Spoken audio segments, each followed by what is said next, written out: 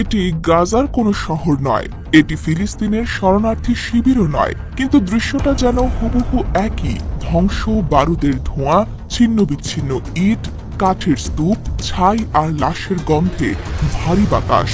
আর এই ধ্বংসস্তূপের ঠিক মাঝখানে দাঁড়িয়ে আছে এক শক্ত বার্তা, যা এসেছে ফিলিস্তিনের বন্ধু ইরান থেকে। দীর্ঘদিন ধরে গাজার শিশুদের রক্তে যে শহরগুলো জ্বলজ্বল করত উল্টো দিকের আলোয়, আজ সেগুলো পুড়ছে ঠিক গাজার আগুনে। ইরানের ভয়াবহ পাল্টা হামলায় ইসরায়েলের বিলাসবহুল শহর বাতিয়াম আজ একেবারে ধ্বংসপ্রায়। দিনের আলোয় যেখানে ছিল প্রাণের স্পন্দন, রাত নামলেই যেখানে ঝলমল করত বৈদ্যুতিক রঙিন বাতি, সেই জায়গা এখন শুধুই জ্বলন্ত ছাই আর ছিন্ন ভবনের স্মৃতি। রয়টার্স প্রকাশিত ড্রোন ফুটেজে পরিষ্কার দেখা যাচ্ছে তেল আবিবের দক্ষিণে অবস্থিত বাতিয়ামে তাণ্ডব চালিয়েছে ইরানের মিসাইল বাহিনী।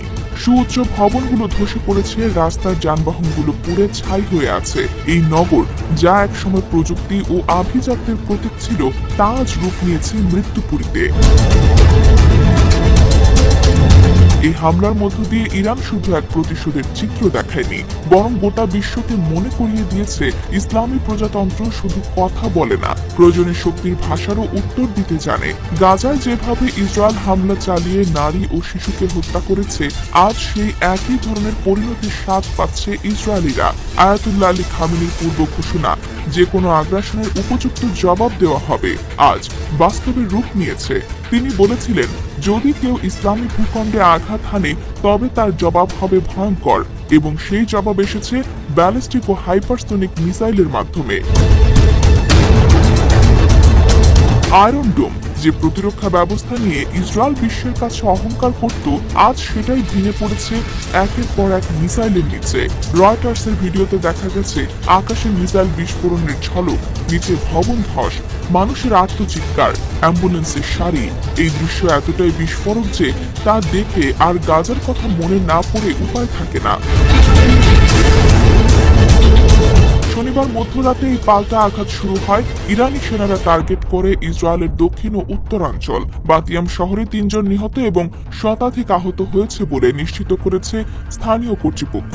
একই সাথে উত্তরাঞ্চলীয় শহর তামরায় আরও ৫ জন নিহত হয়েছে, যাদের মধ্যে কয়েকজন ছিল ইসরায়েলি সেনা কর্মকর্তা। ফিলিস্তিনিদের রক্তের বদলা যে এভাবে নেবে তেহরান, সেটি অনেকের জন্য অবিশ্বাস্য মনে হলেও ইরান স্পষ্ট জানিয়ে দিয়েছে এইটা কেবল শুরু।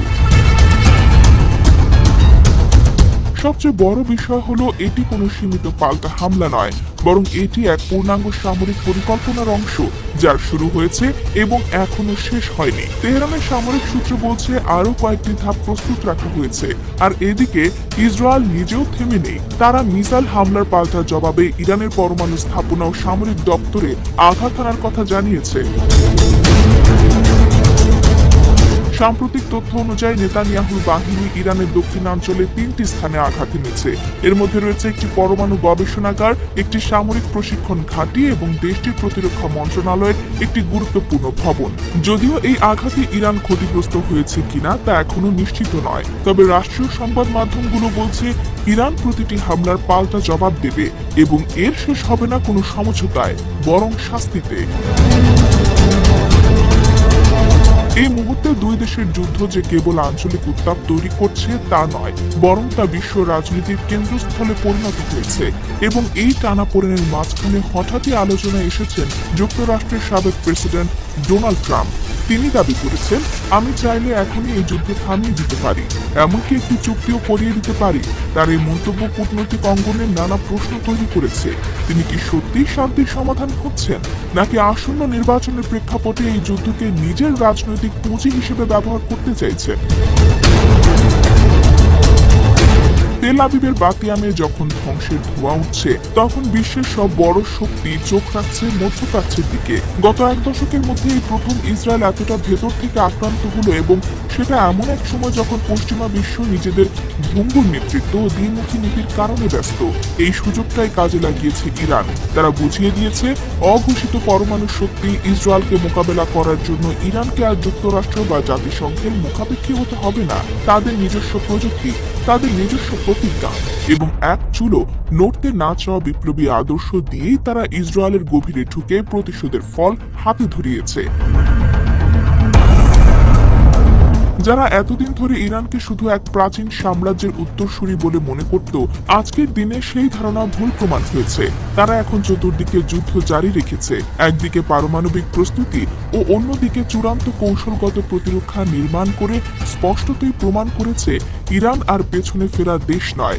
পশ্চিমাদের চোখে এখন এই রাষ্ট্র এক মহাশক্তির ছায়ায় পরিণত হচ্ছে, যারা শুধু যুক্তরাষ্ট্র বা ইসরায়েলের চ্যালেঞ্জে নয়, বরং গোটা বিশ্বনীতিকে রীতিমতো পাল্টে দিতে চায়। ইরানের প্রতিশোধ যখন বাড়ছে, তখন আন্তর্জাতিক প্রতিক্রিয়াও জটিল হয়ে উঠেছে। মার্কিন কংগ্রেসে দুটি ভিন্ন অবস্থান তৈরি হয়েছে। এক পক্ষ বলছে ইসরায়েলকে সহায়তা দিতে হবে সরাসরি, অন্য পক্ষ আবার আশঙ্কা করছে ইসরায়েলের পক্ষ নিয়ে যুদ্ধ করলে সেটি যুক্তরাষ্ট্রকে সরাসরি একটি তৃতীয় বিশ্বযুদ্ধের মুখে ঠেলে দেবে। কারণ ইরানের পাশে আছে রাশিয়া, চীন, সিরিয়া, লেবাননের হিজবুল্লাহ এবং ইরাকের বহু প্রতিরোধ সংগঠন। এই একচেটিয়া দখলদারি শক্তির বিপরীতে যদি মুসলিম দুনিয়ার একাংশ জেগে ওঠে, তবে তা শুধু মধ্যপ্রাচ্য নয়, গোটা বিশ্ব ব্যবস্থার উপর মারাত্মক প্রভাব ফেলবে।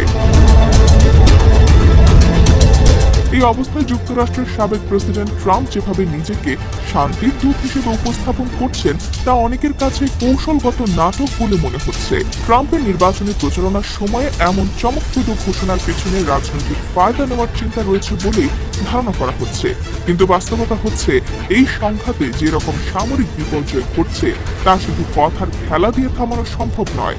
গত 4 দিনে ইরানের হামলায় যেসব অঞ্চল ক্ষতিগ্রস্ত হয়েছে, সেখানে হাজারো মানুষ ঘরহারা, শতাধিক মানুষ আহত এবং একাধিক সামরিক স্থাপনা সম্পূর্ণ ধ্বংস হয়েছে। আইডিএফ এর কড়া নিয়ন্ত্রণে থাকা সত্ত্বেও প্রতিরোধ করতে পারেনি ইরানের মিসাইল ঝড়। বিশ্লেষকরা বলছেন, এটা কেবল একটি বড় পরমাণু যুদ্ধের সূচনা নয়, এটি একই সাথে মধ্যপ্রাচ্যে একটি আদর্শিক জোট গঠনের পথ তৈরি করেছে।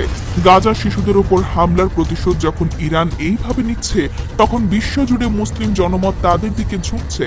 মুসলিম দুনিয়ার মধ্যে বহু রাষ্ট্র যদিও এখনো চুপচাপ, তবু জনগণের ঘৃণা এখন স্পষ্টভাবে ইসরায়েলের প্রতি। এই আগুন ছড়াতে বেশি সময় লাগবে না। আরেকটি বড় সংকেত এসেছে রাশিয়ার দিক থেকে। রুশ সেনা জেনারেল আবদি আলাদিনোভ সরাসরি ঘোষণা করেছেন এই যুদ্ধই তৃতীয় বিশ্বযুদ্ধের সূচনা। পুতিনকে তিনি আহ্বান জানিয়েছেন আরো 10 লাখ নতুন সৈন্য মোতায়েন করতে। এর মানে রাশিয়াও এই সংঘাতে সরাসরি অংশ নেওয়ার প্রস্তুতি নিচ্ছে। এটা যদি হয়, তাহলে যুক্তরাষ্ট্র ইসরায়েল জোটের বিরুদ্ধে রাশিয়া, ইরান, চীন জোটের মুখোমুখি সংঘর্ষের বাস্তব সম্ভাবনা তৈরি হবে। এটি থামানো তখন আর কারো পক্ষেই সম্ভব হবে না।